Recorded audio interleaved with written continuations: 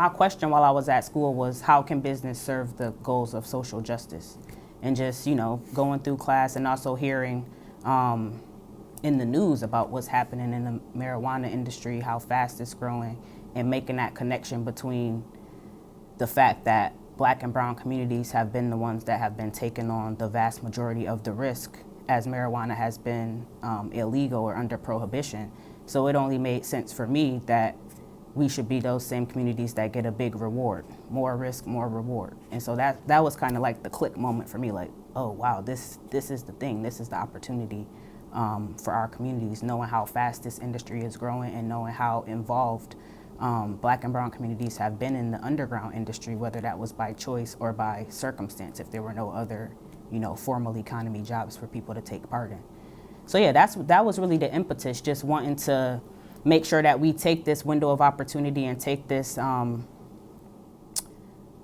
advantage of this moment to actually turn the marijuana plant that has up till now been used as a weapon to separate and devastate communities of color, and now how do we turn that into a tool to actually repair some of those harms and build that economic prosperity.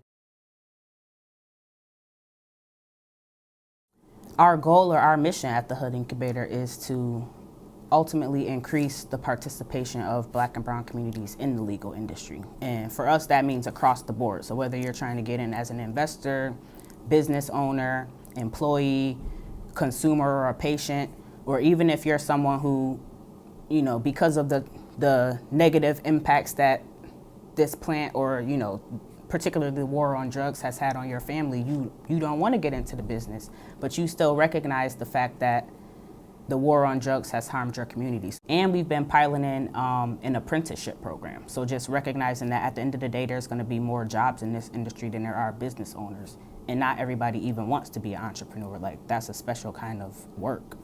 And so we've been working with existing cannabis businesses to establish apprenticeship programs and workforce development programs to make sure that Black and brown communities are also in those pipelines. We know that there's going to be a lot of high growth jobs, high wages, career ladder type jobs, and just knowing the ways that Black and brown folks have been building expertise in this industry over time, we feel that it's imperative that we are able to take on those leadership roles even as employees.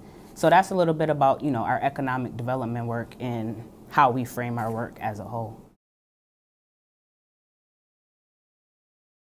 I think California has set a precedent with Prop 64 in the way that racial equity and community reinvestment have been written into that law.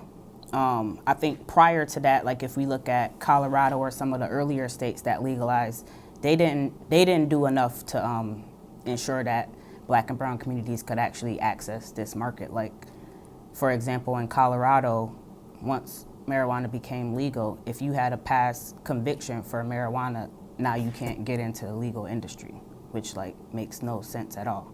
But California made it explicit that past convictions will not be a bar to entry. So I think there's progress being made in terms of how much are the legal and policy frameworks making it easy or making the legal industry accessible for Black and brown communities. At the same time, I think it's still kind of early, and people are still, even California is still, tinkering with things.